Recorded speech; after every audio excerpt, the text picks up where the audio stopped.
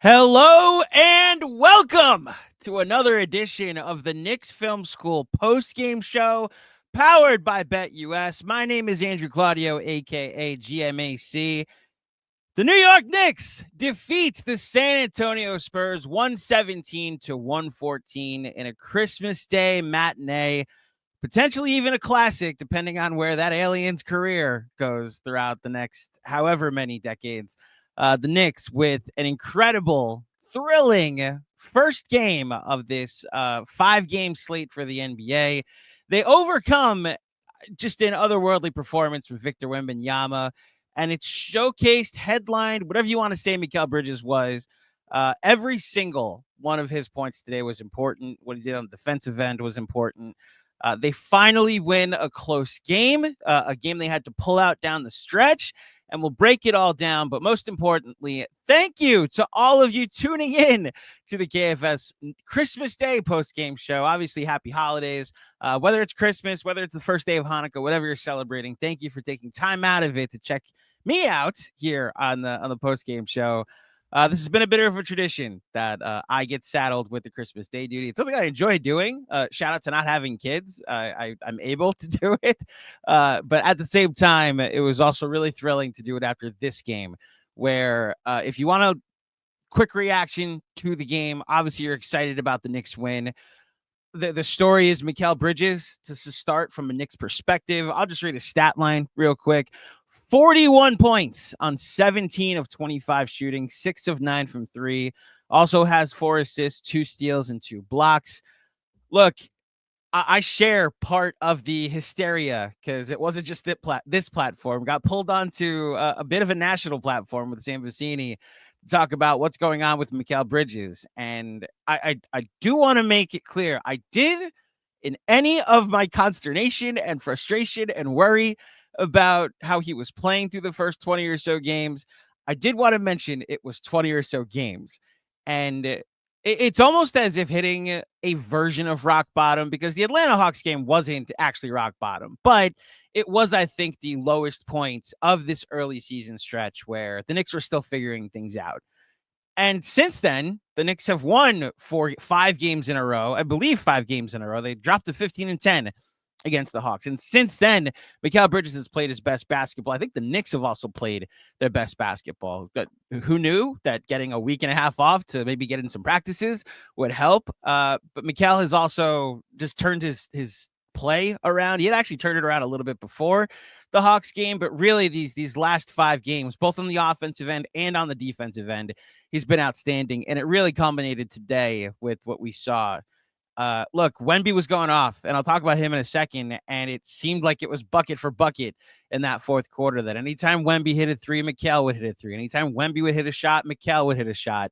Who built that as the marquee matchup today? The 2 all-stars, all-NBA candidates, Jalen Brunson and Karl Anthony Towns, struggling in this game, and it's Mikal Bridges who goes shot for shot with Victor Wembanyama in this. So, look, a lot's been made of the pick package that was sent out for this man, and 5 picks and a bunch of swaps, and Bojan Bogdanovic. Keep the change, you filthy animals. I am happy to go to war with this man for the next however many years, because that's the thing. It's not like they traded for an aging superstar. No, they got one of the best role players in the league who elevated his game to a pretty high status when the Knicks needed it the most. So shout out to Mikal Bridges for how you performed today. Look, we just got to talk about Wemby for a second. I was happy with how the Knicks went old school with how they won this game. I'll say that. 17 offensive rebounds. When I say old school, I mean like how they won games last year, really dominating the possession battle. That final possession felt like something we were used to, something we had seen a ton last year, where even when the other team gets a stop, the back-breaking offensive rebound. Josh Hart, I believe, with one of them, and then he pokes away the ball at the end of the game to make sure that the Spurs don't get the ball at the end. So that, of course, matters. Victor Wembanyama finishes this game with 42 points, 18 rebounds, 4 blocks, 4 assists, hit 6 threes. He shot more threes than I expected him to do. 6 of 16 from 3 in this game. I actually was going to live with it. him taking 16 threes, which you won't live with, is the 42 points that he ended up making today. For most of this game, they had Karl Anthony Towns guarding him, got into foul trouble, eventually had to sit for most of the fourth quarter down the stretch. And look, our X's and O's guys were calling for it. DJ and Benji were saying it before the game. Do you go with Cat on Wemby, or do you switch it to OG and Anunoby on Wemby? And for that final stretch, Cat checked out after Wemby hit a three that eventually was overturned because there was a foul committed by Cat, his fifth foul that knocked Chris Paul to the ground. Cat checks out, and the Knicks went over the next 4.5 minutes with a lineup that didn't have Jalen Brunson or Karl Anthony Towns. And over that stretch, they ended up taking a 5-point lead in that stretch. The entire run actually went to, it was at 7:16 left. Jalen Brunson checked out, and the Knicks were down 8. And when he checked back into the game, the Knicks were up by 4.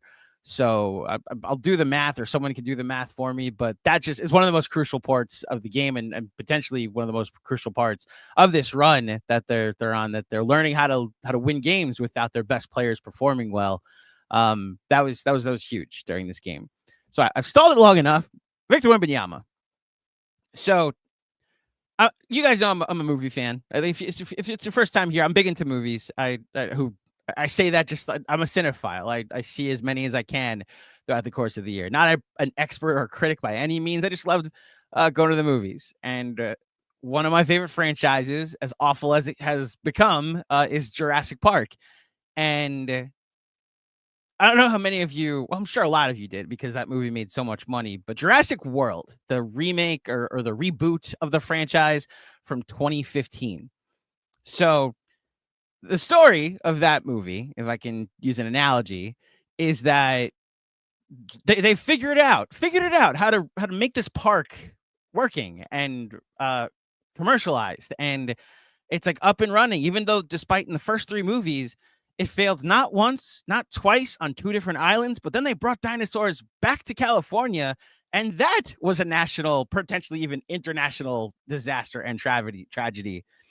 And somehow it's unexplained that they got Jurassic Park to work, Jurassic World to work, and it's on these 2 islands, and it's basically an amusement park. And the conflict of that movie in the beginning is that kids are bored with dinosaurs today, so we got to go bigger. And they use all the different scientific ways to create a super dinosaur, right? I don't even know what the name of the thing was, the holy shitosaurus. Like they basically create the Barry Bonds of, or in this case, the Wemby of dinosaurs, because humans are stupid. And for some reason, there's a cage that this thing has that has a door the size of the dinosaur, which you don't want it to get out. Just make the size of the door the size of a human, and it will never get out. But the dinosaur gets out, and it goes hunting. And Chris Pratt has a line that this thing is experiencing this world for the first time. And eventually this thing's going to figure out where it is on the food chain, and the rest of the population on the island is doomed. And I feel like that's where we are with Victor Wembanyama, that he just got out of his cage when he got into the NBA, and he's still figuring out where he is on the food chain.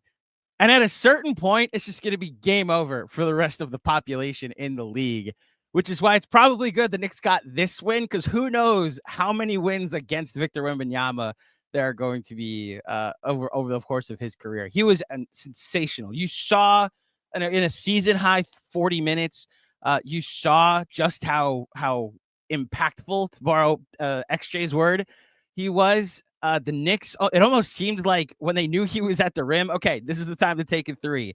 And then if they pulled him away from the rim, it's almost as if they knew, okay, let's get a shot at the rim. Even if it wasn't a good shot, it's just like, now's the time to get to the rim.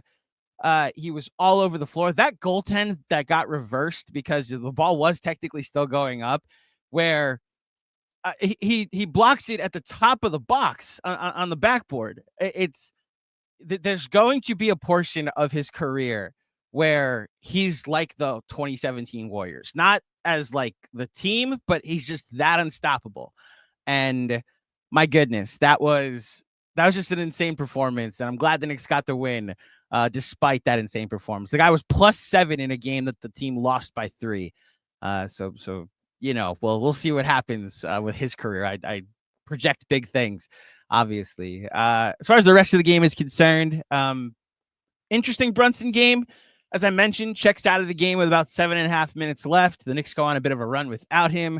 He's on the floor for the final couple minutes as the Knicks close things out. But really, they were running the show through Mikal Bridges. Karl Anthony Towns, again, got into foul trouble. Interesting choice by Tibbs.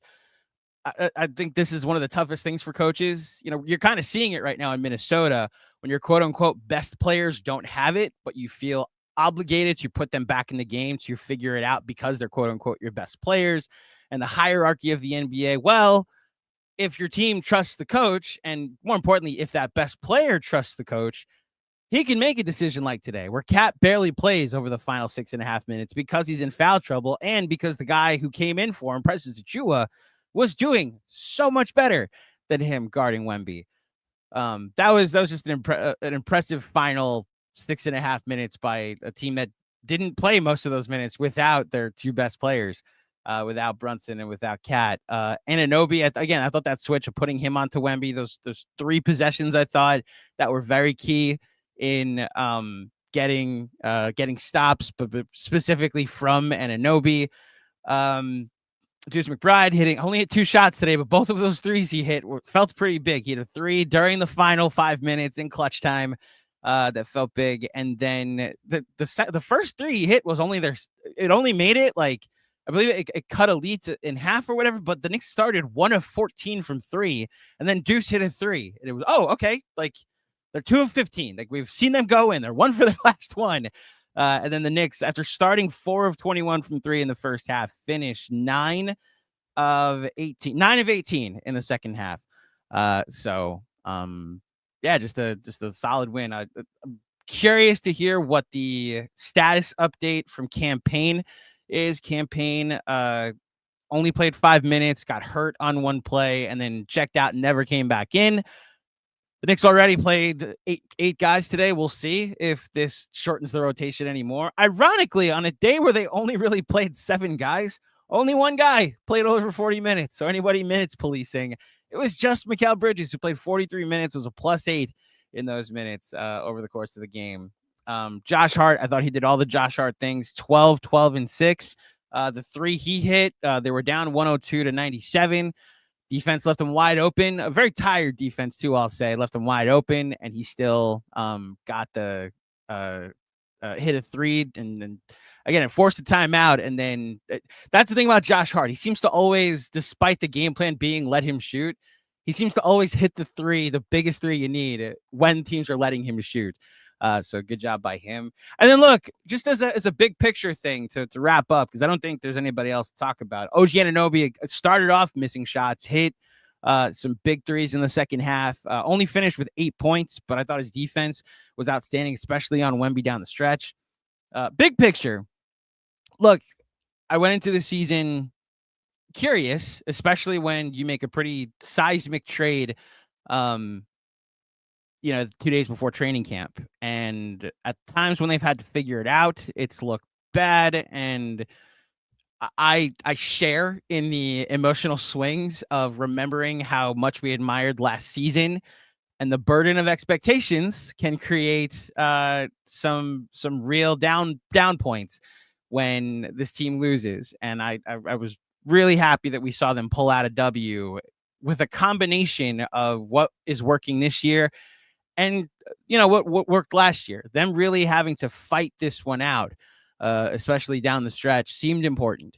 And for them to now have two national TV games showcasing different identities, where you have the Minnesota game from a week ago, literally a week ago tomorrow, where it's Cat's return to Minnesota against a team that had won 6 out of 7, that was giving up less than 100 points every night.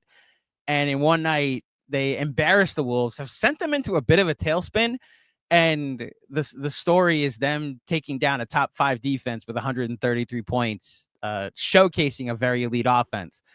And then you had a game like this where your 2 best players didn't have it as much as you'd like them to. Cat, I did think I thought Cat had a good third quarter, but obviously the foul trouble was a thing trying to guard Wemby. And this felt like a group effort instead. So it's not just about the ceiling of when the big guns are going, how good can it get? Now it's about can the entire whole collectively get you a W. So the Knicks have won 5 straight. They're 20-10 on the season. And look, for all the frustrations and the up and down mood swings of what this season has been so far, I stare at the NBA standings, not the like the Eastern Conference or even the division standings, the NBA standings. The Knicks are 20-10, currently tied with Memphis for the 5th best record in the NBA, 1 half game behind Houston for the 4th best record. Houston's 20-9 on the season. And Boston, this unbeatable team that is uncatchable. And how will the Knicks ever compete with them? Just 2.5 games back of Boston through the first 30 games of the season. If you told me at the beginning, how about this? If you told me after that first game when they got run off the court by the defending champs, that 29 games later, these two teams would be separated by 2.5 games. The Knicks would have one of the best offenses in the league and would be really starting to figure it out on all phases, not just offensively, but defensively. Mikal Bridges is starting to cook. They have a starting lineup that's performing well. Cat's an MVP candidate, and they'd have 2 all-star candidates. I just signed up for that. So it's a merry Knicksmas indeed here at Knicks Film School. I'll go to, I think I got to go to the game log for this because I stopped taking notes at a certain point, but we got to do the autograph signature moment at this point. Shout out to the fine folks at Autograph. Download the Autograph app, whichever phone service you have. Download the Autograph app, and you can check out when John goes live and participates in some of their segments, whether it's the Google Play Store or the Apple App Store. Check out Autograph, first chance you get.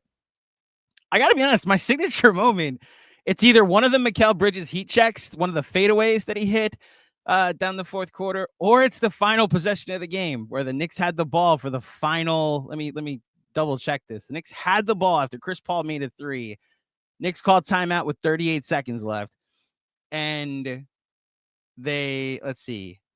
Brunson missed the pull-up. Didn't like that play call. Going ISO Brunson. I know he's Jalen Brunson. Didn't love it. Brunson misses a shot. Josh Hart offensive rebound. OG misses a contested 3. Josh Hart offensive rebound. Knicks win. So that would be my first candidate. There's so many shots down the stretch by Mikal Bridges. With 118, he hit a shot to make it 116 to 111. At 159 left, he hit a shot up 112, 111. He hit a shot to put them up 3. The Deuce 3 that I'm talking about, it was 109, and Deuce McBride hit a 3 with 2:43 left to make it 112 to 109. See, that's what I'm saying. Jalen Brunson comes back in the game with 2:17 left with the Knicks up 112 to 110. Jalen Brunson checked out with them down 102 to 94. And it was 7:16 left. So a near exact 5-minute stretch without the captain. And the Knicks outscored. Let me see if I can do math on the fly. It was 102 to 97. And when he checked back in, oh man, you're going to get to watch the wheels turning on me. So the Spurs scored 8 points during that stretch. They went from 102 to 110. The Knicks went from 94 to 112. That's 18. Yeah, so an 18-8 run over that stretch. I'm actually very proud that I got that math. So that's my signature moments, that 5-minute stretch where the Knicks, without the cap in the game. And like I said, the Chris Paul foul that was a Wemby 3 that then got overturned happened 2 plays after Brunson leaves the game, where Cat picks up a foul, Achua checks in at 9. It was 102 to 97 when that happened. So it ends up being a 15 to 10 run without Cat and Brunson in the game. So shout out to the New York Knicks. This is good. This is the second year in a row that the Knicks have won on Christmas when I've gotten to do the post game. So I appreciate you guys all tuning in. We've got 1,100 people, almost 1,200 people tuning in live for this post game. I'm going to get to some super chats. I thank you all for tuning in. We'll get through all the segments. Again, whatever you're celebrating, whether it be Christmas, Hanukkah, Kwanzaa, Wednesday, a day off. If you work retail, God bless you. If you've been working retail over the last month, I come from that world. I worked retail for over a decade. And so I appreciate the hard work that you put in. Shout out to this country. But yeah, we're going to have some fun over the next however long it takes to get through all your super chats and all your comments. Let's start this being a family affair to my cousin, Mr. Ryan Eggers. Apologies to any children listening, although we're way past that with the format of this show. Ryan Eggers says, "Fuck them picks. Merry Christmas, you filthy animals," and then a bunch of Christmas themed emojis. Yeah, man. I'm not thinking about the pick package at the moment. I'm thinking about 41 points on Christmas Day for all the world to see. So shout out Mikal Bridges and shout out to you guys. Hope you and the fam are doing well down in the Sunshine State. Here we go. Kevin Danishevsky. I love Mikal so much. Wemby is amazing, but this team is freaking better.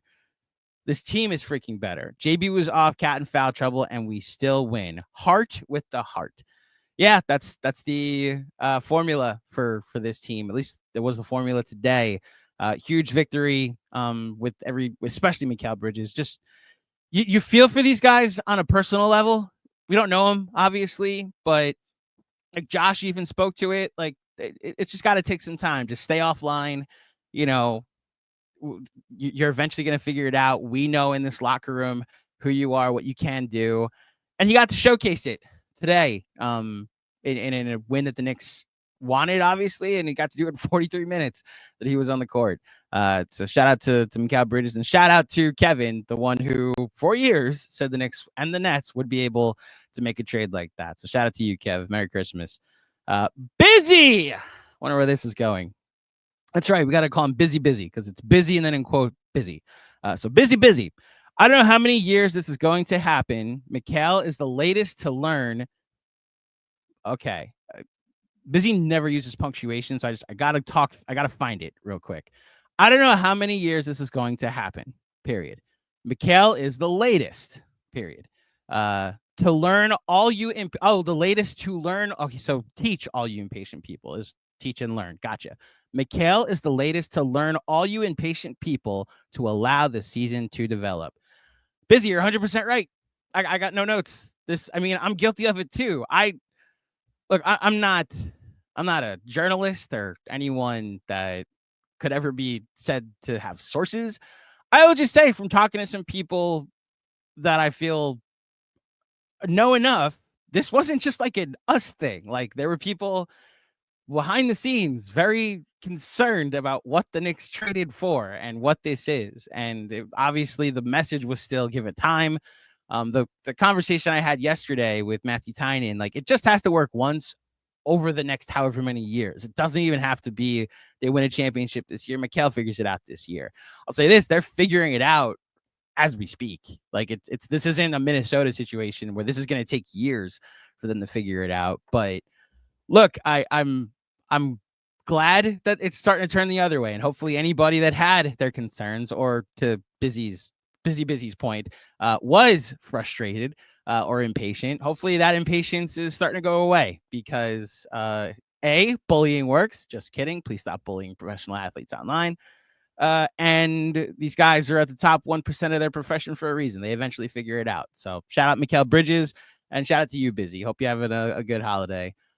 Hush Zoo, maybe it wasn't enough picks. LFGK, everybody. Shout out to you, Hush. Thank you as always. I've been a supporter for years. Appreciate you contributing. And yes, look, I'm not taking 10 seconds today, but one team has Mikal Bridges and was just showcased on Christmas Day and the other wasn't. So yeah, shout out Mikal Bridges. Robert Cross. No. Kevin Danishevsky. I should say Kevin Danishevsky at Robert Cross with his next super chat. Waiting on that apology. I think this may end up being a theme because already seeing another one from Anthony Sixto. Happy holidays. Officially time to print those Mikal apology forms for all the Grinches out there. Shout out. I'm going to give a shout out to John Macri. Apparently the apology needs to be as loud as the disrespect. I'm glad Mikal Bridges turned his season around. I never 100% doubted he wouldn't. And I'm glad we reached this point where he's starting to play well, starting to play well on both sides of the ball, really seemed to find an offensive role there. I used to be very worried on 3-pointers that he would take. And now I think after this game, when the stats update, whether it be above the break or corner threes or straight on, I got the utmost confidence these are going to go in now, which is ironic because what's happened to OG Anunoby? It's like one game he's going to go 1 for 8. The next game he's going to go like 7 for 7. Has a game where he was 13 of 15 against his old team on Monday, and then couldn't hit anything in the first half of this game. But enough about them. If we owe you an apology, Mikal, I hope you have a good holiday and that you're able to really enjoy this one, because there's no noise coming from that crowd or that direction at all. Thank you, Anthony, for the contribution, as well as you, Kevin. Chris Halecki, the super chat contribution. Merry Christmas, Knicks fans. Merry Christmas to you, Christopher. Thank you for contributing. Hope you enjoyed that one. Hope all of you enjoyed that one. Manny Campos. Anybody still worried about Mikal? LFGK. I mean, no. As far as I can only answer for me. No.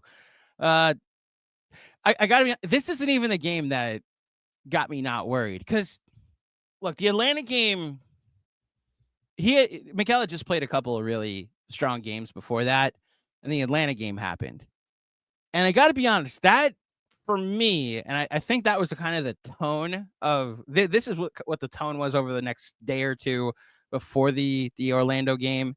I think when you're the only game that people watched that night, it usually works this way, that a narrative starts to form. And like, I agreed with what John was saying on the post game, what Benji was saying on the post game after that, or excuse me, what DJ said on the post game after the Atlanta game, what Jared Dubin said the next day as a guest, what Sean and Jeff said the next day, and then with what I expressed the next day on the pregame leading into the Orlando game, just kind of talking through what the emotions of Knicks fans had been for 4 days. It was like there's an identity crisis here. Like, yes, they're better. Yes, there's a very high ceiling, but I don't even know how else to say it. But I believe Sean and Jeff really spoke to it during Casual Friday. It was like, are y'all some punks? Like the Trae Young at the end of the game just seemed to be the icing on the cake with the dice, and like it felt like we got punked in that game, and this felt like we were going to be a backseat, a sideshow to what was happening with the Wemby show, and that didn't happen. The Knicks actually grinded one out, like went and stole, not stole, but like fought their way to a victory in this one. And it was showcased and headlined by Mikal Bridges. And this isn't even the game where I was like, oh, this is starting to turn around for him. It was the Minnesota game. Because, yes, as much as that game was about Karl Anthony Towns, Mikal Bridges had 29 points on an efficient number of shots that night. They could not stop either of them. And he was like doing well on both ends of the floor and doing his thing as the third best player on this team, or third or fourth best player, whichever you qualify Anunoby as. Like, man, that was the moment. Like, oh, okay, like you're helping the Knicks make a statement in this one against Minnesota again on a national stage.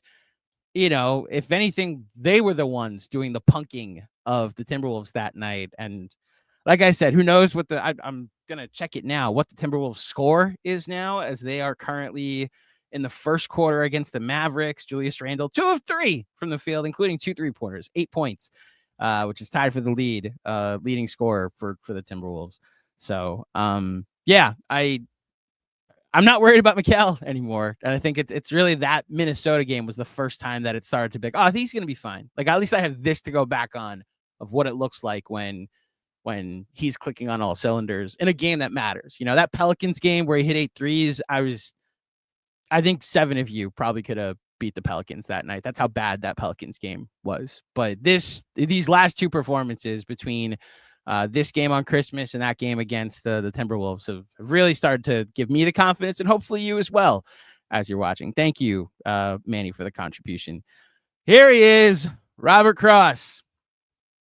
Mikal Bridges with all the presents on Christmas Day. Thank you, Robert. I have no idea if you owe Kevin an apology, but if you do, give him. the apology. And I don't think you do, but I'm not the judge here. So I'll let you guys fight it out. Hope you're doing well, my friend. Good to see you. G-Bo, first of all, LGM, G-Bo, good to see you. And then most offensively diverse NYK team I've ever seen. Yeah, this is the best offensive team that I've ever seen for sure. And look, I'm the Melo stand here. That goes back to that 2013 team. That was a pretty elite offensive team. The team 2 years ago that finished fourth in offense, depending on what website you look at. I know right now, according to Cleaning the Glass, the Knicks are first in offense because that website eliminates garbage time, and the Knicks should eliminate garbage time because Tibbs keeps the starters in, and it's just kind of like simulations. It's literally walkthroughs through the final few minutes as teams cut 30-point leads down to 20 or 15. But yeah, according to Cleaning the Glass, the Knicks have the number one offense. Oh, no, they went down. Okay, so the Knicks are second in offense again. But now, geez, they're up to 13th in defense and a stone's throw from 12th. On the rise. Yeah, best offensive team, I'll say, G-Bo, that's for sure. Shout out to you, my friend. Zach Horowitz with another one. Actually, first one today, but thank you for joining me, Zach. Call me a fair lady because Bridges jumpers are falling down. OG ending Wimpy's big day. Ooh, shots fired. Hart sealing the deal with all the hustle. Why did I read lunatic? I think I heard Josh Hart and thought lunatic. With all the hustle offensive rebounds. Merry Xmas fam. Merry Christmas to you as well, Zach. That was a solid way to end it. OG shutting down Wemby at the end was good to see. Thought it was, not by design because it almost went to necessity. The cat fouled out the game and they went to Wemby on OG on Wemby, but it worked out and the Knicks got the W. So yeah, shout out to that, all of that you mentioned. Shout out to you, Zach. Thank you so much for the contribution. This is what not the super chat we had earlier. LFGM, I say that to anybody, but Debo sends in a $20 super chat. Debo, good to see you, LFGM. My cousin by marriage, he got me for Secret Santa, and he's a gigantic Yankee fan, and he couldn't bring himself to buy me the Soto jersey, so he gave me a gift card to the Mets store instead. Little does he know that my brother already got me the Soto jersey, so it actually worked out that he got me the gift card so I could use it on tickets instead. But yeah, Debo, good to see you. Thank you for the contribution. His super chat reads, Merry Christmas and Happy Hanukkah, KFS fam. We should all be thankful for the gift of Mikal Bridges. Brooklyn can have those picks in the 20s. Knicks close this game with hustle and grit.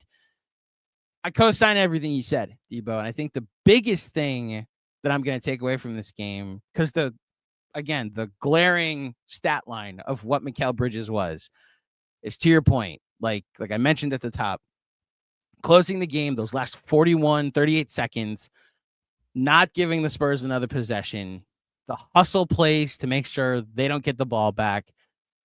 Like that's the Knicks we know. Like it's still in there. Any worry that they traded all that away, that identity away? No, that identity still exists in this team. And oh yeah, they're better, and they have better weapons in Karl Anthony Towns and Mikal Bridges to go to war with. So yeah, thank you, Debo. Hope you're having a good holiday. And as I mentioned, LGM, just so focused. Finally broke 4 straight. Mikal with the statement game. Oh, excuse me, in all caps. So I got to redo this. Mikal with the statement game. My precious. He says my precious, but I made sure I actually did the Smeagol voice. Balling right after I had Mitch wishes. One last stretch without Jalen Brunson, a serious team. Yeah, man, that 5-minute stretch where Brunson sat and they swapped an 8-point lead for an 8-point deficit to a 2-point lead. It shows you a level of this team being diverse without their best players performing. That had worried me that they didn't have a second year to go to, that they were just somewhat top heavy. This showed some depth on the team. And Like it's Deuce being productive during that stretch. It's Mikal Bridges, obviously today. It's Josh Hart, as we've seen him for years, just perform when they need him the most. And it's Precious Achiuwa, who I hope I gave it enough credit, was outstanding today. You know, Precious Achiuwa, it's not going to be as flashy a stat line as what you saw from Mikal Bridges, but in 20 minutes was a plus 14, 5 points, 10 rebounds over that stretch in those 20 minutes. So he was just sensational. And this is why when the knucklehead stretches occur, like we saw against New Orleans on Saturday, you live through them, you survive them and give him another chance, because then he has a performance like this where you're reminded why we were all excited to have him back when he was officially active, and why there is still a movement of him potentially entering the starting five that I will just never agree with, but I want him in the rotation, which is the point. Thank you, Josso Focus. Much appreciated. And here it is, Hayden Freed. 10 seconds to laugh at the Nets. Man. Enjoy the lottery, younger brother. Enjoy the lottery. Shout out to you, Hayden. Hope you're having a good holiday. Kevin Danishevsky with another one. OG on Wemby needed to happen. Great adjustment. Yes, great adjustment, Tibbs. I'm not trying to diminish the credit he deserves for the adjustment. Cat had 5 fouls, or else he was still going to be guarding Wemby. So you could argue it should have happened sooner. But it eventually, look, the bigger adjustment, I think, was leaving Brunson out for as long as he did. Like going without Brunson for those 5 minutes, and Chris Paul was on the floor, Wemby was on the floor for that entire stretch, and Tibbs just recognized this was working. And yes, Brunson was at the scorer's table when that last stretch eventually happened, but that it was 5 minutes without your 2 best players, and Tibbs was like, this is working, I'm gonna let it happen. This is what happens when, like, that's the culture that you talk about, where years past, the stars of the team, I'm not even talking about anybody in particular, but in other iterations of the Knicks or any other franchise, best player sits in crunch time, it becomes a story, especially if it doesn't work. And in this case, it works, and you're like, this happens when the stars trust the coach. Like, hey, I don't have it tonight. He's going with what's working. We're good with it. Like, I remember when it happened against the Hornets, the day after Thanksgiving, and he sat Mikal down the stretch for Deuce McBride.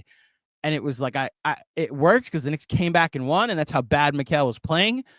But in the moment, I was like, I really hope this works, because you sit the guy you traded 5 picks for and you lose the game anyway. It becomes a story. Like, man, they're not able to play him in crunch time, and they're not even able to pull out wins when they do that. No, it's instead like, hey, you didn't have it for a night. We got the W. We'll get you back. And look at them now. They're 20-10, and he's playing amazing, and saving their butts on Christmas. So good adjustment by Tibbs. Overall, to Kevin's sentiment, regardless of whether we agree about this one in particular, Kev, thank you. Hannibal Miles. Victor, where's your mama? Look, I see the chat, people upset with me singing the praises of Mikal Bridges, of Victor Wembanyama.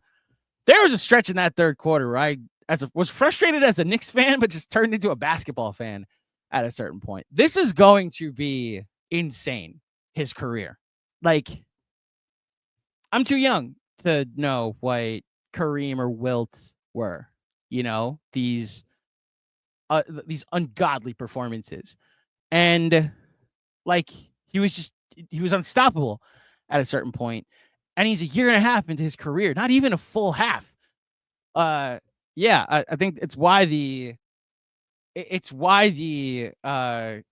Jurassic Park analogy is the best one I could come up with. And look, I'm talking about a third quarter that he was outstanding in. It was really like a first half into the third quarter, and the Knicks outscored it really closed it well, I should say, that third quarter. But the Knicks outscored the Spurs in the third quarter, 37-25. That's really when the game started to turn. Victor, where's your mama? You may be the future of the league, but your present is an L to New York. Shout out to you, Hannibal. Thank you for the contribution. Hush Zoo with another one.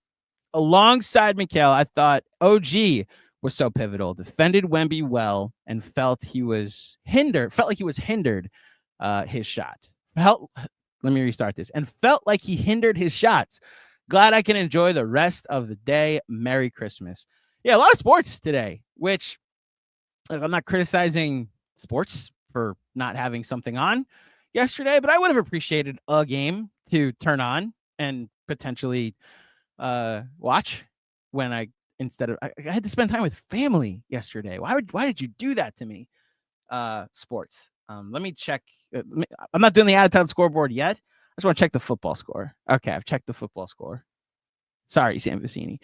Shout out to you, Hush. Yes, hope you have a good Christmas. Josh Hart with another one. Excuse me. Hush Zoo with another one. Josh Hart, 2. How can I forget? Beast mode. Look, I go back and forth with the people that, because I do think there is an argument for when he's not on the floor, what this looks like. Like this, no center can really guard Karl Anthony Towns. I mean, Wemby did a decent job today, but like we saw it in the Minnesota game, like when it wasn't Josh Hart, but when they had Precious in the game, they put Julius on Towns and they had Gobert just kind of ignoring Precious. And like Gobert was able to roam and Cat had 4 turnovers in the first 5-6 minutes. Then they went to the lineup with either OG or Bridges at the 4, and Gobert was forced to guard Cat, and he was unstoppable. And there's really no centers that can guard him. And that's when I think the Josh Hart conversation becomes fascinating, because teams are going to put their center on Josh Hart in the playoffs and hope that their smaller wing, like the Celtics, will probably put Drew Holiday on him. The Cavs are an interesting matchup because they could put Mobley on Cat and then have Jared Allen like play off and Josh Hart and potentially double Cat. But like teams are going to do that. And then in certain lineups where Josh Hart isn't out there, like maybe against the second unit, you're going to have a center forced to guard Cat and be unable to do so because he's unguardable when you're a center. So yeah, it's why like I hear the people that opine for Josh Hart to take a demotion. He's also having the best season of his career. Like I'm just not here for I very much get defensive about Josh and what he's contributed to this franchise, what he's meant to the culture of this franchise as a leader and as a symbolic figure in the organization and its turnaround, while recognizing there is merit to when he's off the floor, the other things you can do from a basketball standpoint. So yeah, shout out to Josh Hart. Thank you, Hush Stu, for shouting that out. Matt G with a super chat. Thank you, Matt. Great win. Still have no idea what a foul is anymore. Precious make a goddamn layup. ESPN get off Wemby's D. His defense, I thought was fine. I don't know what ESPN was saying about his defense. Merry Christmas. I guess you didn't like the beginning of the show from me either.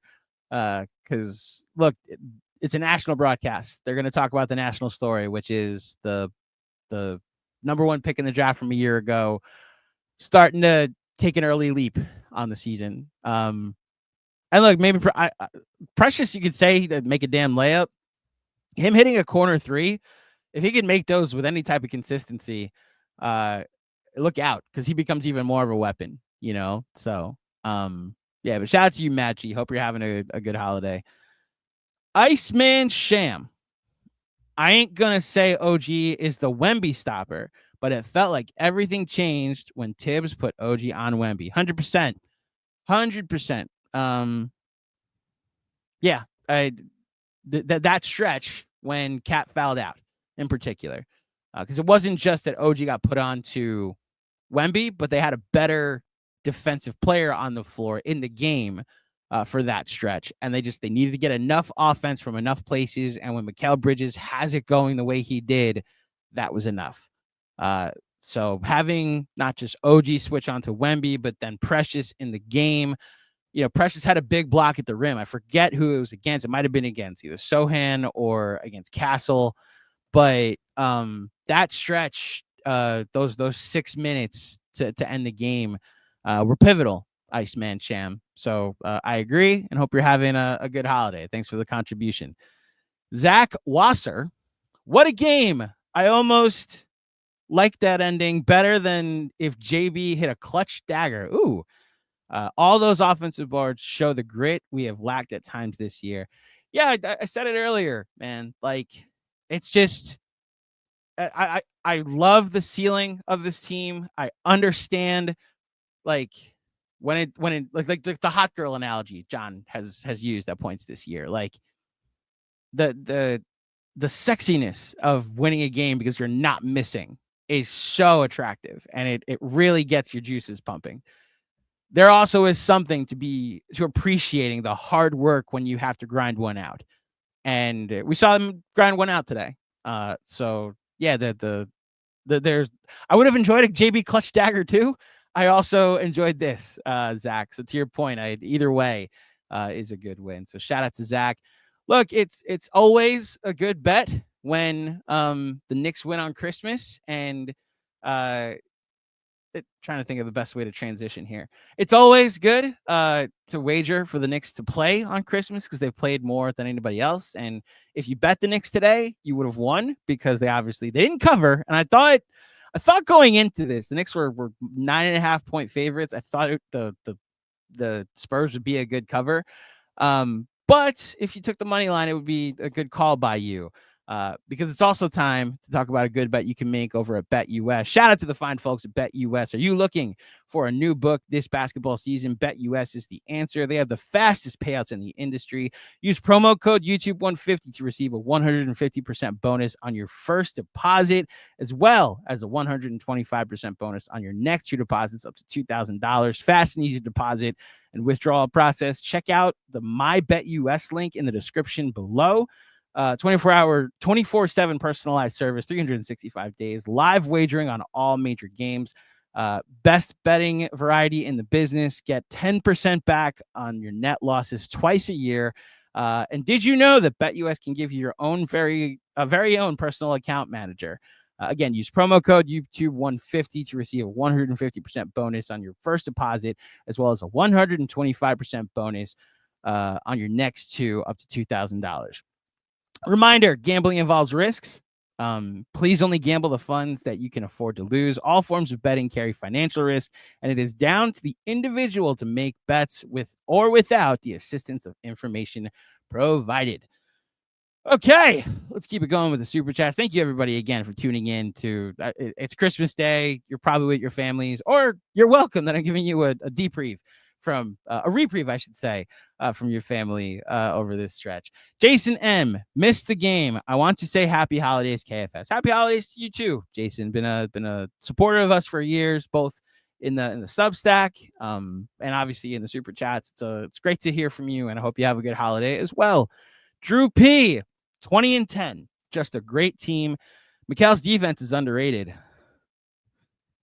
I'm not laughing at you, Drew P. It's just funny that, like, it went from he was so bad defensively, which may or may not have been exaggerated, to, hey, man, his defense is underrated.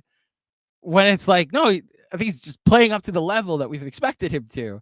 I hope to the spirit of what you're asking, Drew P, or what you're saying, Drew P, I hope the headline of 41 points doesn't overshadow what he's been defensively. The deflections, the way he's taking care of things in help, in passing lanes. He's been significantly better over the last 2 to 3 weeks. This month, I should say.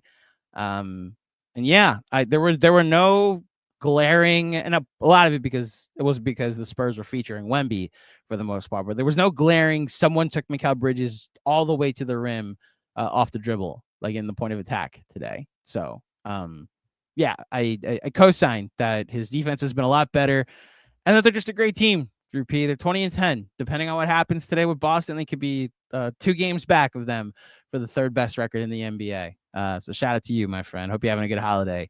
The Plaid Unicorn. Merry Christmas, and thank you, Andrew, and the rest of KFS for all you do. Not lost on me that Bridges was the sicko who said he loves 12 p.m. games 2 days ago. So I motion that all Knicks games going forward start at noon. I'd probably be much more difficult for us to do content, especially with John in his day job. Maybe he can come home from his day job and jump right on the post game. Probably have to be a group effort, but I think all of us would sacrifice what we need to sacrifice for the Knicks to play every game at noon. So shout out to you, Plaid Unicorn. Thank you for the contribution. Next up from Robert Cross. Merry Christmas to GMAC, one of the very best. No, you're one of the best, Robert Cross. Appreciate you, your contributions, your support, and more importantly, your friendship. Robert, for those who don't know, I hope I'm not revealing anything, Robert, likes to DM me and us a bunch.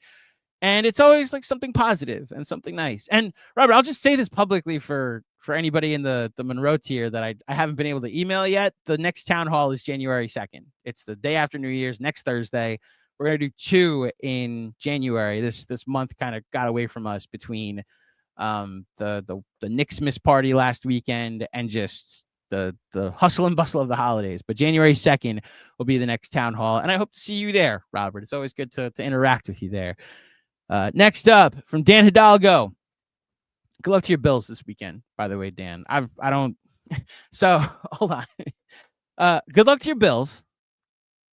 I know I people have heard me on here say I quit the Jets, which is still true.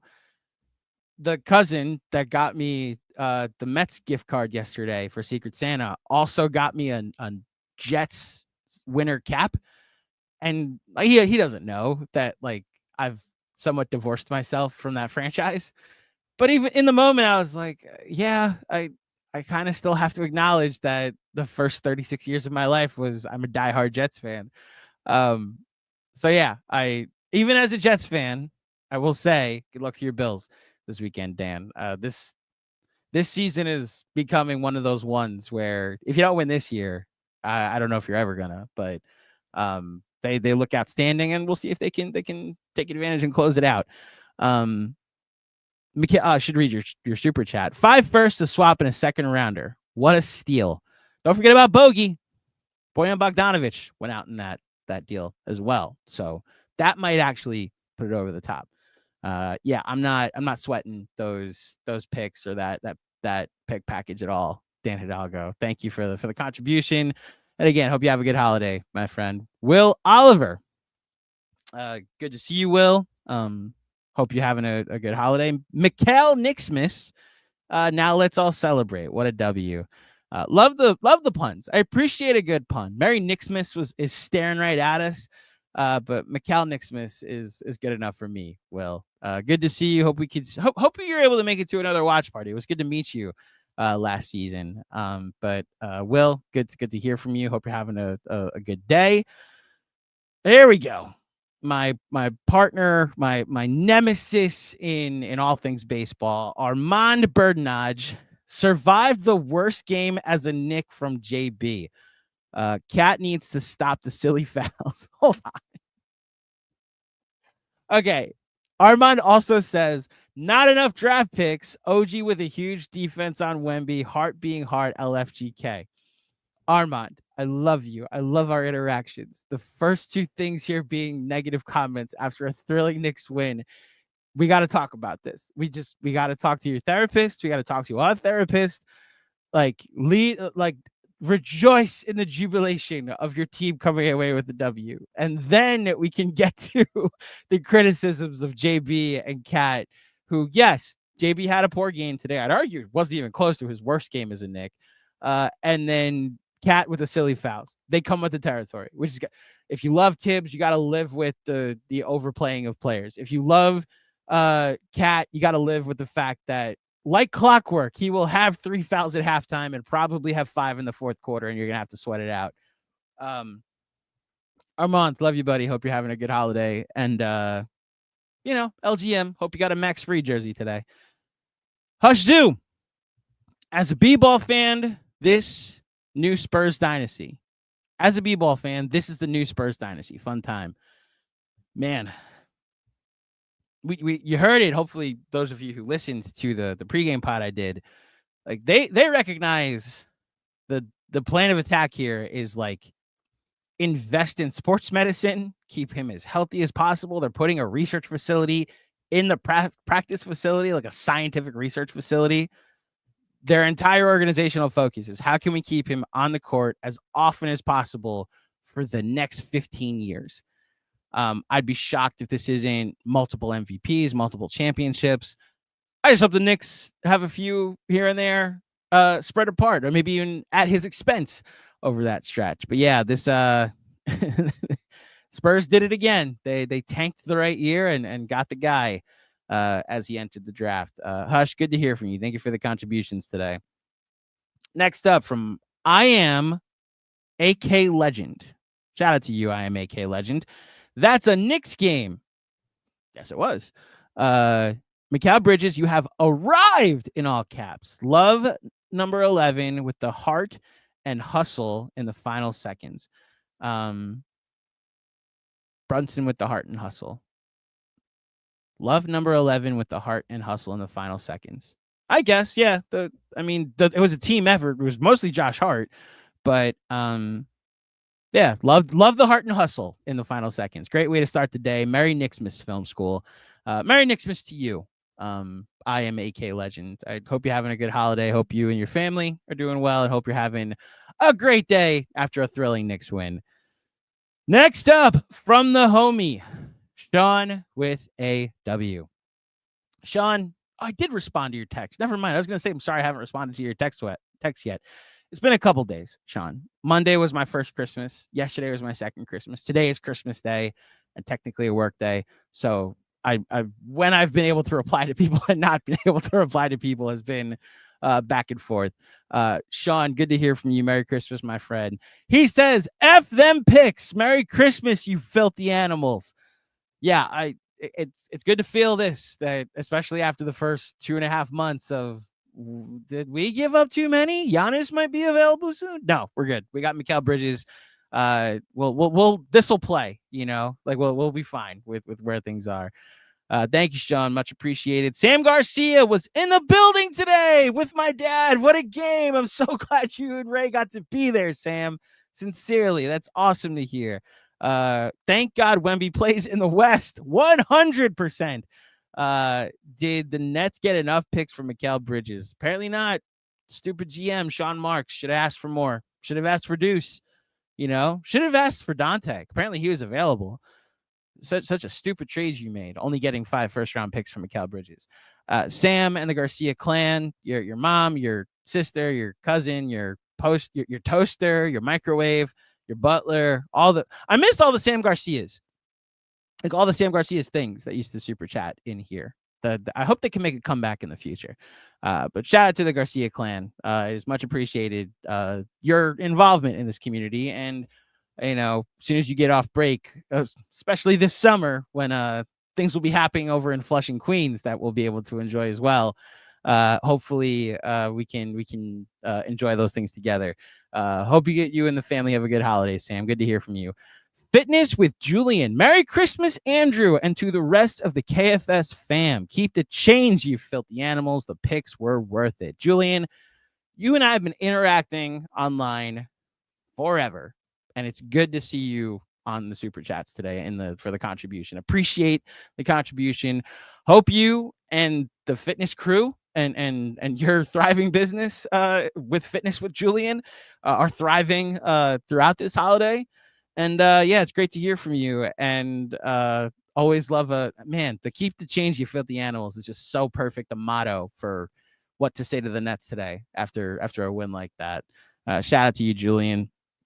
My gosh, Juanon. I would just say happy Hanukkah, Juanon, to start. A very generous super chat, and I very much appreciate you, my friend.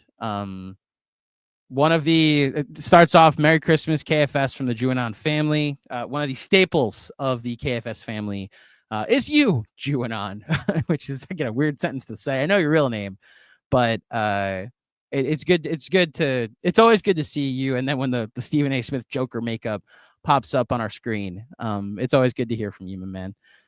I hope all the fat women oh my gosh. Gonna take a sip of water before. Okay. I hope all the fat women in San Antonio were too busy eating churros to watch the end of that one. That was a 5-pick performance. Fire Tibbs. So I have a confession. I share in some of the frustrations from an analysis standpoint for Inside the NBA. And a lot of you know that my nights, sometimes into the very late overnights, are spent editing video and audio for Knicks Film School and now 700 other podcasts. One of my go-tos when it comes to pulling up videos when I'm waiting for a video to export, like I go to YouTube, I try to kill like 5 to 10 minutes, is I pull up old Inside the NBA videos. And while I will never go back to, I wonder what they said about like this insightful thing about this Knicks thing ever, what I will enjoy is Charles Barkley making Shaq laugh, the boyish humor, let's just call it that they engage in from time to time. Like Shaq saying that, asking how long it takes to get to the moon and saying it must take like 6-7 hours. And then the callback an hour later of him being like, it takes 2 days to get to the moon. So I was just a little off on that one. Him making Charles Barkley making Shaq laugh over the San Antonio women stuff. Well, as disrespectful and awful as it is, it will still make me laugh every time. So shout out to Juanon for bringing this up on the post game, and I hope you have a good holiday, man. All 8 days of your holiday, Juanon. Thank you for the contribution. I can't believe that just got brought up. What you said, Chuck? Like the continuous, like what you said, Chuck? Where they from, Chuck? You know, when he said the Pelicans don't get sent fishing to Cancun, they get to go to Galveston, Texas instead. Yeah, they've got 20 years of making me laugh for me to just suddenly turn my back on them because the analysis is bad, you know. Anyway, Dom Cappuccini, statement victory over Denver and Minnesota. Oh, new statement victory over Denver and Minnesota in that order. Ooh. So hold on. Tough opponent and with their backs against the wall, with the world watching. Big character W, LFG. This would absolutely be one. Again, the Christmas of it all, winning really without JB and Brunson and Cat having banner performances. Whether Minnesota or Denver are bigger wins. Minnesota's bigger, man. That was their first nationally televised game since the Hawks game. It was the return to Minnesota. Julius came out firing in that one. And like, yeah, I go this one. I go this one, Minnesota, and then Denver. And then I got to say, like, that first Nets win where Mikal gets the block, the Cat misses the game, Brunson hits the 3 to take the lead, Mikal gets the block to end the game. That would have been an annoying weekend if the Nets got that first win. That was also an in-season tournament game, so the stakes were there. Yeah, I'm gonna have that as number 4, but good thought exercise there, Dom. And Merry Christmas, my friend. It's always good to hear from you. CKF. Payback for Wemby throwing Brunson's game ball last year. Thank you, Mikal. Go New York, go New York, go. Do we know that Brunson cared about that game ball? Like, I know it was his career high. He scored 61 points, and Wemby threw the game ball into the crowd. If I know Brunson, that ball meant nothing. It was a performance he had in a loss. You know, if to continue with the comps that people have made about Brunson for years, the Derek Jeter of it all, like.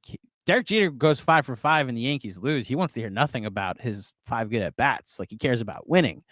Brunson, if I know him, like he left the court, never even looked for the ball after that. So if someone wants to clarify that the Knicks were mad that Wemby threw the ball into the stands, but if I know, I'm going to take the lead from the captain here that ball meant nothing.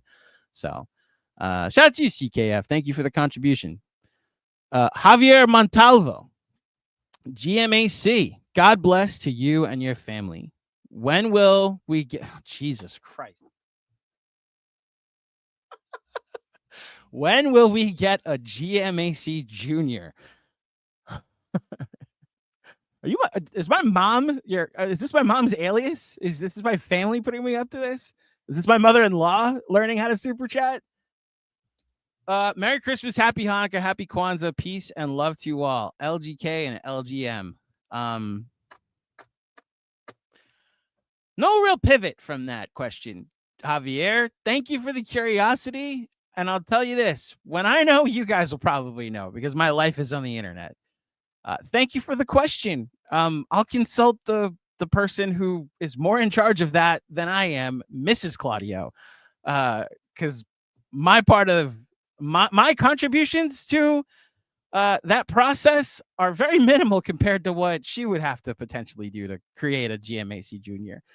But thank you for the contribution and the super chat. I'm going to go to the next one. That was amazing. Sam Garcia's dad. Ray, good to hear from you. The Mikal Bridges game, that is all. Yeah, I'm glad you got to be a witness to it today at the Garden. Good to hear from you, Ray. Hope to see you sometime soon. Think a couple more, and then we'll get to take a look at the scoreboard. And then before long, Nigel Greaves, first time, long time. Remember that time our third best scorer switched up his shot in the preseason and started off poopy for the first month? Yeah, me neither. Love this starting five. Shout out to Precious Closing. I want to give a shout out to Fred Katz's pod, Katz and Shoot. He just had Monica McNutt on the show, and she brought up that so much has been brought up about the starting five, and she and Fred agree with me that the calls for Precious to start are just non-starters, literally non-starters. But her point was like, I don't really care about your starting five. I care about your closing five. And that there should be instances where Precious is out there in crunch time because of the look he can give them against certain teams. But yeah, it was good to see him really contribute with Cat and foul trouble. And it's why the Mikal apology things and the not being patient, like, there's something to it that we all should have been more patient. And anybody that did jump out the window with their criticism of Mikal and call the trade a dud, yeah, we gotta learn to be more patient. This guy did change his shot in the preseason and was shooting what he was shooting through the first 2.5 months. That Charlotte game was pretty bad and a bit of a rock bottom for him personally. And then obviously the team has the Atlanta game to go to where they get to look themselves in the mirror afterwards. But yeah, it's good to have amnesia at this point, Nigel, because it's good to enjoy what he's doing now on the floor. Thank you, Nigel, for the contribution. Much appreciated. Dom Cappuccini, my goodness, man. A very generous contribution in the super chat. Love you, Dom. Thank you so much for this. It's sincerely, man. Your friendship as well as your support is very much right here, right from the heart. Much appreciated. A month ago, after the Charlotte W, I wondered about Bridges' headspace. Patience was thin. I applauded our team to help him have a Mikal Bridges game versus New Orleans. The power of friendship has clearly got Mikal Bridges all the way back. Credit to you too, Mikal Bridges. Keep it going. Yeah, man. That's culture. Like, that's the thing about this era of Knicks basketball. You know, I trust the foundation at the moment. There was a moment where I worried that they didn't protect it, but it starts with your captain. It starts with Jalen. It kind of extends to Josh Hart, who's a leader on this team. The coach plays a large part in that. The staff plays a large part in that. The family affair that Madison Square Garden has created. Cat, like, I gotta be honest, the Karl Anthony Towns, Jalen Brunson, Josh Hart, Eagles, Commander stuff from the weekend, I have no dog in the fight other than, like, I hate Philadelphia and hope they lose every game they've ever played.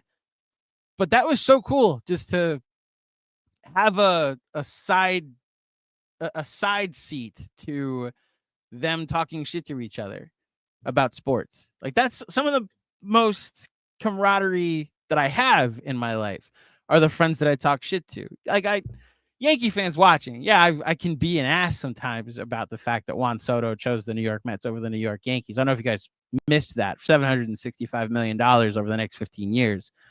But like the friends in my life that I tease about that, they're like my closest friends. And I expect them to tease me right back when he goes 0 for 4 once, or if the Yankees win the World Series and the Mets don't this year. All that money still couldn't win it. Like, this is what sports is. It builds friendships. And to see them building that with their new teammates is really cool to see. And Mikal probably gets in on that too, because he's playing with his friends in this culture that they've built. So, yeah, I agree, Dom. Like, if there was ever a team for him to have these kinds of struggles with, that would help him ignore the outside noise and be able to overcome it as soon as possible. It's this team with this group in this organization. And as crazy as it is to say this after what we've been through as long-suffering Knicks fans over decades, this culture. So thank you, Dom, for the contribution for this point. And it's good to hear from you. This is very generous of you. And it's good to hear from you, my friend. Okay. It is time to take a look at the out-of-town scoreboard presented by the fine folks at T-Squared Social. Remember, if you would like to go to T-Squared and get a free draft beer when you tell them Knicks Film School sent you, just head on down there. They're a stone's throw from Grand Central Station over at 7 East 42nd Street. Go to tsquaredsocial.com to learn about their club memberships, the trivia nights they have, sports leagues, and much more. Benji and I were fooling around in the golf simulator at halftime on Saturday. That was really fun. I can't wait for what they have planned for baseball activities, baseball collabs. If you are a Mets fan watching this, I got to spend an entire Saturday with Terry Collins at their Mets Fest this summer, which was unreal to just quiz the baseball mind of an old veteran of the game, a guy that played and managed, like all the dorks that watch baseball through a website. Like, that stuff is useful, but then talking to someone who's actually lived it is appreciated too. So T-Squared Social, where they have a ton of great stuff going on. A lot of sports going on today, that's for sure. So I know T-Squared wasn't open today, but you could have on a day that they're open with a lot of sports going on. You can head down there and tell them Knicks Film School sent you to get your free draft beer. Let's start with the NBA, the out-of-town scoreboard. There's only one game at the moment, and it's the Timberwolves. Holy cow! Up 57-40 on the Dallas Mavericks. Julius Randle, a plus 15 in this game. Oh, I am actually very happy for the Timberwolves. Julius Randle, 11 points, 5 rebounds, 7 assists at the moment. Now, when you're listening to this later, if the Timberwolves blew this one, if Dallas came back and won, it's going to sound very crazy that I'm praising the Timberwolves performance, but it is halftime and the Timberwolves are up 57-40. Shout out to Julius. DiVincenzo, 3 of 4 from 3. So good for him. Ian Edwards, 13 points on 9 shots. Gobert with 10 and 8 and plus 14. I can't wait to go watch this game when this is done. Let's see. Yeah, Dallas. Kyrie has 13 field goal attempts. Luka's got 9. Nothing out of the ordinary. Spencer Dinwiddie, 5 from 3. They're 8 of 24 from 3 overall. I mean, that's probably the anomaly. Minnesota's 10 of 21 from 3 so far in this game. So, okay. That's the only other game going on right now. Philadelphia plays Boston at 5. The Lakers play Golden State at 8. Denver plays Phoenix at 10:30. This is all EST, obviously. Wow, Boston and Philadelphia. Who do I want to win that? I'm rooting for Black Sunday in that one. And then go Golden State and go Denver. And just to round it out, the football game, the Kansas City Chiefs lead the Steelers 29-10.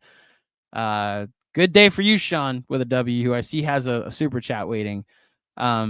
Steelers lose, and then the Ravens beat the Texans tonight. The Ravens just need one win, and Lamar potentially has an MVP to lock up and a division to lock up next week. So I hope that for you, my friend. I will just say that. I hope that for you. Chat at the T-Squared Social. Let's into the home stretch. Let's get the last bunch of super chats. Brolic Jesus. Yeah, I heard this too. ABC announcer calling Mikal Miles Bridges, SMH. As somebody who does a lot of talking into a microphone, there are times when I get that wrong too, so I have a little bit more empathy. So my reaction to it was more like, oh, been there, not, oh, how do you get that wrong? It's just, oh, been there. There's two Bridges whose names are different by one letter. Meanwhile, their reputations being significantly different. But yeah, Brolic Jesus, I heard this in the moment, and it definitely stood out to me for sure. Hope you're well, Brolic Jesus. Hope you have a good holiday. And I guess Brolic Jesus, happy birthday. The day we're celebrating the day of your birth, Brolic Jesus. Merry Christmas to you and happy birthday. PKNY, Mikal drops 41, the Garden ablaze, Knicks stop Wemby, Leaf Spurs in a daze. Xmas Day, MSG's the pinnacle. Cheers to KFS, spitting lyrical analysis. That's clinical. I hope me reading that worked. PKNY. Like I hope I actually matched the rhythm that you needed for that. I do. I hope I didn't butcher it completely.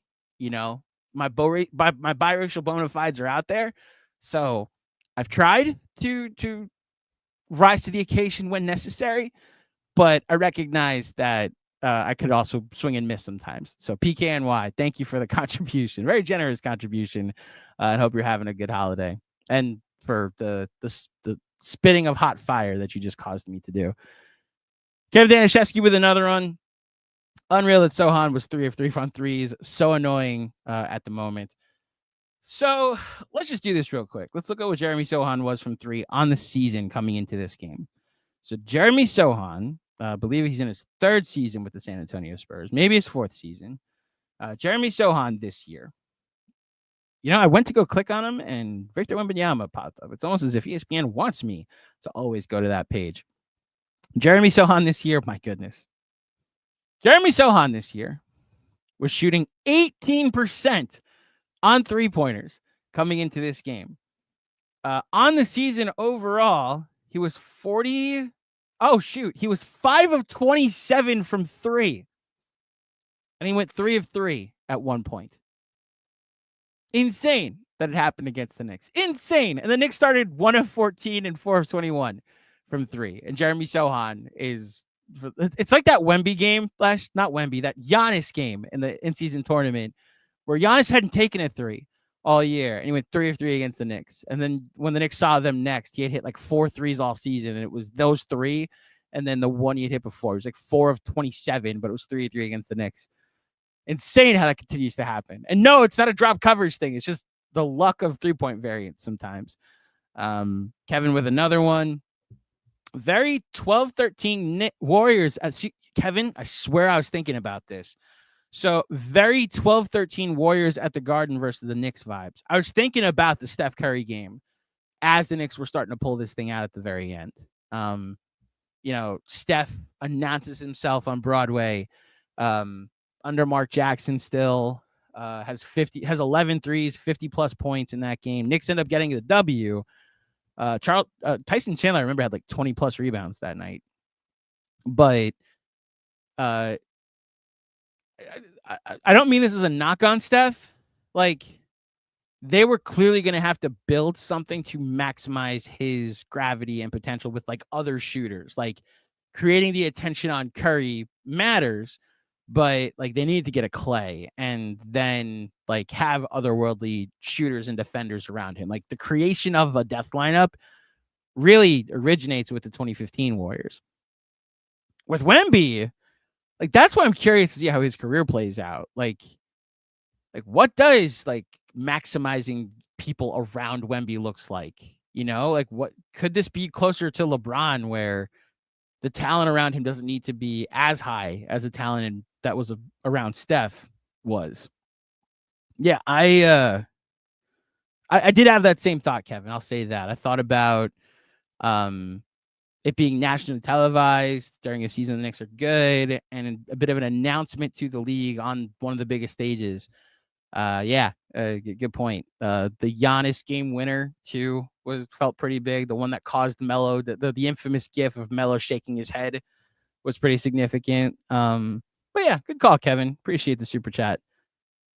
Dom Cappuccini with, geez, Dom, another one. I would love if they could climb into the top 10 in defense. For starters, for this season, I can settle on a finish between 12 and 18.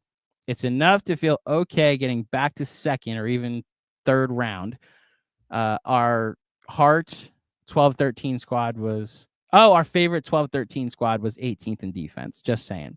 So I butchered reading that. I'm going to read it again, Dom, because it's been I'm running out of ammo here. So let's start here. I would love if they could climb back in the top 10 in defense. Let's actually do an advanced stats check on where the Knicks currently reside in defensive rating and offensive rating. So it has updated. The Knicks are 20-10. They're second in offense. Their offense went down a little bit today. They are 15th in defense. I believe that's where they were going into this game. And in net rating, they're still fifth. It's 7.5. If you go to Clean the Glass, the other website to do these rankings, the Knicks are currently, according to Clean the Glass, they are second in offense, still 13th in defense. And then, hold on. That's against the spread. Why is it? Oh, point differential. That's right. That's still fifth in really much higher, though. Fifth in defense. Fifth in net rating. So a little bit better in defense, Dom. Closer on Cleaning the Glass. For the way they started the season, I can settle on a finish between 12 and 18. Yeah, if we might just have to pick a point, Dom, and just say, like, since X. Like, remember how 2 years ago it was like, since that Dallas game, here's their record, here's their offense, here's their defense, here's their net rating. Since the Josh Hart trade, here's there. Since the OG trade, here's there. That may be what we have to do. Like, pick a point. Like, since the Atlanta game, that's what I'll do, actually, because nobody else played that day. So let's do since the Atlanta game. It's only been 5 games, but so over the last 5 games, what are the Knicks? Again, smallest of sample size theaters, but they're 5-0. Geez, Cleveland's also 5-0 during this stretch with a 19.7 net rating. Memphis, despite being 3-2, is a 13 net rating. The Pacers, Benji pointed this out yesterday, 5-0 in their last 5 games with a 12.9 net rating, and the Knicks 12.6. The Pacers, shockingly, better defense than the Knicks. Knicks at 107.5. The Pacers, 105.2. The Knicks second in offense, though. That's still going to be their calling card. But yeah, like, first in offense, 10th in defense during that stretch, Dom. So maybe that's the line we point to, is since the Atlanta game, since the in-season tournament game, what's their record, what's their offense, what's their defense, what's their net. So, and then he brings up our 12-13 squad was 18th in defense, our favorite 12-13 squad. Let me actually pull that up. What was their full splits? 12-13, the Knicks offense was third. Was third in offense with a 109.8 offensive rating, which was right behind OKC with Durant and Russ and Harden, and the big 3 Miami Heat. Both of those offenses, 111.4 and 111, much different NBA.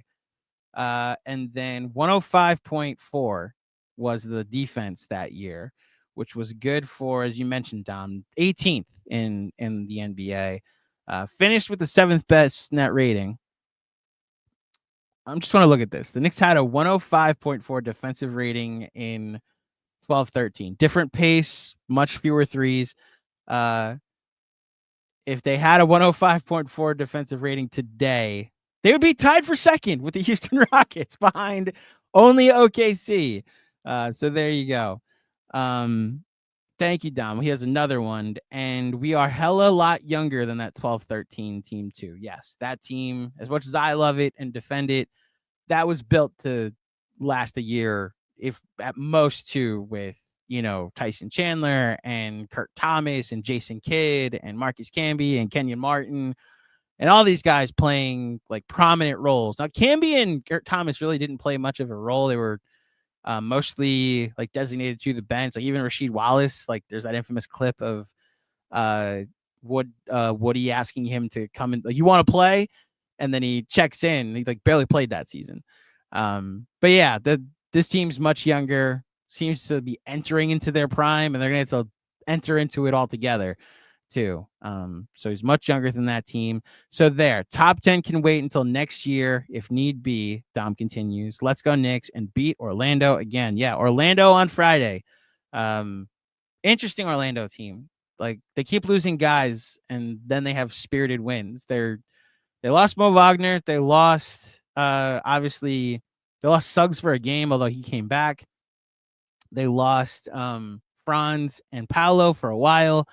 And they just beat the Heat and the Celtics in back-to-back games. So I guess we'll see what happens on Friday. Thank you, Dom. Merry Christmas, my friend. Sean with a W with back-to-back Super Chats. Dan, get the MVP and get the Lombardi. Fair? For Dan Hidalgo. I see what you're saying. Sean is saying to Dan Hidalgo, a Bills fan, Dan, you get the MVP and we get the Lombardi. Fair? I'll let you guys parse that out. I'm a Lions fan, so as far as I'm concerned, I want the Lombardi. I don't think the Lions have an MVP candidate, but I hope my Lions win the Lombardi. We'll face one of you in the Super Bowl for the Lombardi at a certain point. Sean with another one. Mikal Bridges became a Knick today. So is this like he earned his pinstripes or that nonsense? I agree with you, Sean. Like this is the Van Jones, this is the day he became president moment for Mikal Bridges, but yeah, if it's not the Minnesota game, this absolutely will go back to the game we point to as like, I don't care about those picks no more. Mikal Bridges is a Knick.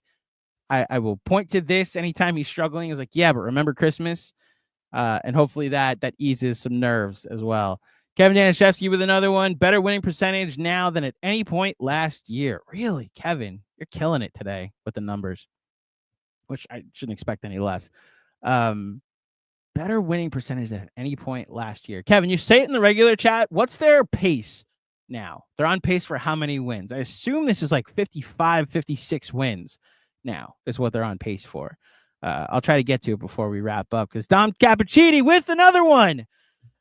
Stop letting people, Kevin clarifies, 55 win pace. Stop letting people, this is again from Dom Cappuccini, go off in the garden. Stephen A. Smith, stop being a cartoon. Oh, this is what Stephen A. Smith said? You should have stayed on the Disney Plus coverage. We don't need you. Bunch of exclamation points. Listen, I know John has gone off on Stephen A. Smith in the past, so I will not be doing that here today. I will just turn this into Knicks therapy for a second. He can only annoy you if you let him. He can only invade your attention and invade your timeline if you haven't muted his name or with a clip that you choose to watch.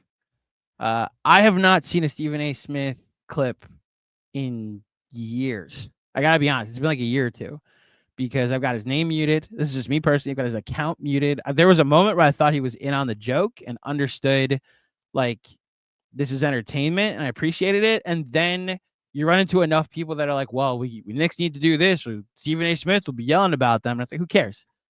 Like he's a cartoon. It's not necessarily even a cartoon character. He's a TV character. They're performing on that show. They're not analyzing. That's what we're here for. And because their analysis is what it is, which is comical and more performative and more engagement and inciting, reasoned analysis like what we do at Knicks Film School has a place to shine. And as we wrap up here on this holiday edition of the Knicks Film School Postgame Show, I will just say thank you for giving us a place to shine and a place to perform and inform for that matter. Because this is the third straight year, the fourth straight year actually that I've been doing the Christmas show. And I love doing the Christmas show. It gives me a chance just to it gives me a chance to do the post game, but it also, it's something I've always wanted to do, like working on Christmas to do some type of thing like this. And it's only because you guys tune in and have supported us over the years that we get the chance to do it. It's also like the least I could do for the hardworking Knicks Film School people that have families. And to Javier, his question earlier, one day I will, and then we'll see who's doing the Christmas post game. But so to everybody out there that tuned in for this, please, thank you. Please go enjoy your family. Please go enjoy the rest of your holiday. I did this last year, and I don't want to end it on a downer, but I do recognize that there are some people dealing with the tragedy of maybe this being the first Christmas without somebody as well. And I want to be sensitive to that. So hopefully the Knicks getting a big win help distract you from that pain and that grief and that sadness, and hopefully your Knicks Film School family can help in that as well. But however you're experiencing today, whether it be Christmas or the first day of Hanukkah or just a day off, as I mentioned, I appreciate you taking some time to do it with us. Again, thank you for tuning in to the Knicks Film School Postgame Show presented by BetUS. Please like this video. Remember to subscribe to our channel. If you're listening later, please leave a 5-star rating and a review. John and John Schmilk will be back on the regular feed tomorrow with a pod reacting to where the Knicks are 20-10 through the first 30 games.